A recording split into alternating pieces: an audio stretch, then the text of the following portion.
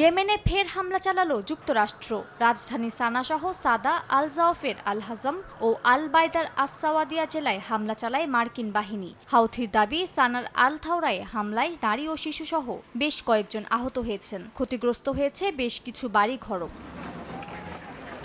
এ হামলার মধ্যে ইরান সমর্থিত ইয়েমেনের সশস্ত্র গোষ্ঠী হাউথিকে পুরোপুরি নির্মূল করার হুঁশিয়ারি দিয়েছেন ডোনাল্ড ট্রাম্প। জানিয়েছেন, হাউথিদের ওপর মার্কিন হামলা ভবিষ্যতে আরও ভয়াবহ রূপ নেবে। সামরিক সহায়তা বন্ধের অনুরোধ করে ইরানকে আবারও হাউথিদের সঙ্গত্যাগের আহ্বান জানান ট্রাম্প। দাবি করেন, যুক্তরাষ্ট্রের সামনে কোনোভাবেই টিকতে পারবে না বিদ্রোহীরা।